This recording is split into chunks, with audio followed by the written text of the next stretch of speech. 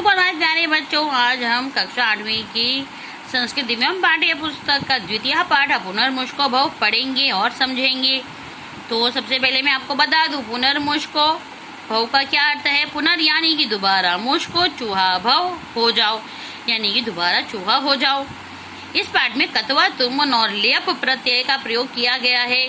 तो चलिए हम शुरू करते हैं। गौतमस्य महर्षि तपोवने महातपा नाम मुनि आसीत, यानी कि गौतम महर्षि के तपोवन में महातपा नाम और मुनि आसित महातपा नाम के मुनि थे। सह मुनि एकदा काके नियमानम मूषक शावकम अपश्यत। सह मुनि यानी कि उन मुनि ने एकदा एक बार काकेन कौवे को नियमानम ले जाते हुए मूषक शावकम चूहे के बच्चे को यानी कि चूहे के बच्चे को ले जाते हुए अपश्यत देखा। तो उन मुनि ने एक बार क्या देखा कि ये कौवा जो है वो चूहे के बच्चे को ले जा रहा है। अब तथा स्वभाव दयात्मा मुनि तम शावकम आरक्षत अनकण्हे संवर्धत चा। तब स्वभाव से दयालु मुनि ने, स्वभाव दयात्मा मुनि यानी कि स्वभाव से दयालु मुनि ने तम शावकम उस चूहे के बच्चे की आरक्षत रक्षा की। अनकण्हे संवर्धत चा, चा का अर्थ पहले आ जाएगा और अनकणों से उसका पालन पोषण किया। एकदा एका बिडालः तम मुष्कम खादितुम अधावत। तो एक बार बिल्ली उस तम मुष्कम यानी कि उस चूहे को खाने के लिए अधावत दौड़ी। तम अवलोक्य मुष्कः तस्य मुनिः अंक प्राविशत। यह देखकर मूषक चूहा तस्य मुनि उस मुनि के अंक में यानी कि गोद में समा गया, या कह सकते हैं कि छुप गया। तथा मुनि उवाच, तब मुनि ने कहा, मूषक तुम मार्जारो भव, चूहे तुम बिल्ली हो जाओ। ततः सह बिडालः कुक्रात भीत्वा धावती। तब वह बिल्ली कुत्ते से भीत्वा डरकर धावती दौड़ती है। इदम दृष्टवा मुनिया कथ्यत, यह देखकर मुनि कहते हैं, कुकुरात विभेषी, तुम कुत्ते से डरती हो, तुम अभी कुकुरो भव, तो तुम भी कुत्ता हो जाओ। अधुना सह कुकुरः व्याघ्रात भीतः भवति। अब वह कुत्ता शेर से डरता है। ततः सह मुनि तम कुकुरम व्याघ्रम अकरोत्। तब उन मुनि ने उस कुत्ते को शेर बना दिया। अथ सह व्याघ्रः तपोवने एव वसति। इसके बाद सह व्याघ्र वह शेर तपोवन में एव वसति ही रहता है। मुनिः च तम व्याघ्र मूषको अयम अन्या कृपा दृष्टया पश्यति। मुनि उस चूहे को इस दृष्टि से देखते हैं कि यह चूहा ही है। तत्र सर्वे मुनिः तम व्याघ्रम दृष्ट्वा वदन्ति।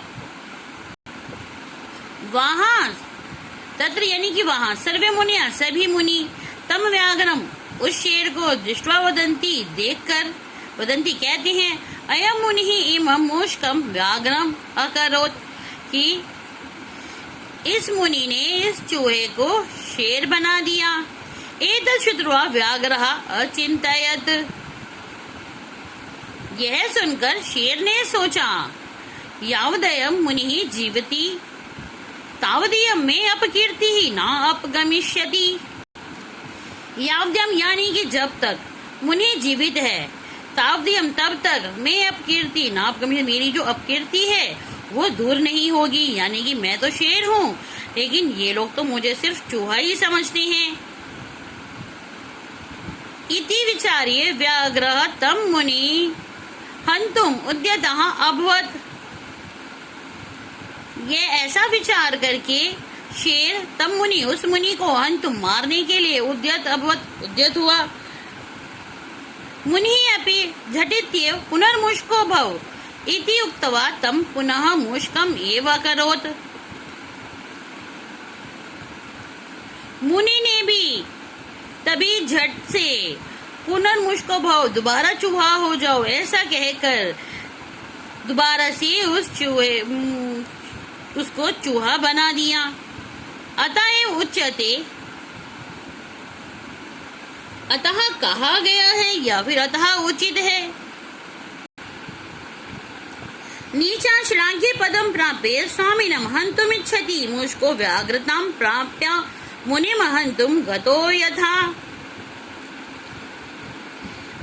प्रशंसनीय स्थान प्राप्त करने के पश्चात यानी कि जो आपकी इच्छा हो वो भी पाने के बाद नीच लोग क्या करते हैं, जो दुष्ट व्यक्ति होते हैं वो अपने स्वामी को ही मारने की इच्छा रखते हैं। जिस प्रकार शेर बना हुआ चूहा मुनि को मारने के लिए तैयार हुआ। तो बच्चों ये आपका पाठ था, आशा करती हूँ आपको समझ में आया होगा। और अगर आपको समझ में आया है तो आप इसे लाइक कीजिएगा, कमेंट कीजिएगा और शेयर कीजिएगा। इसमें आपको पहले ही बताया था कि इसमें आपके जो हैं कद्वा तुमुन और लप प्रत्यय का प्रयोग किया गया है, तो ये विशेष है। चलिए एक बार मैं आपको रिवाइज करा देती हूँ। कद्वा तुमुन और लप प्रत्यय से बनने वाले पद अव्ययी होते हैं। इनका रूप किसी भी विभक्ति, लिंग और वचन में नहीं बदलता है।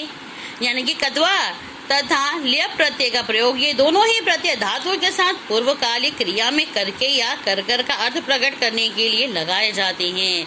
यानी कि यह करके वह कर कर। कद्वा प्रत्यय का त्वा और ल्यप प्रत्यय का यह शेष रहता है।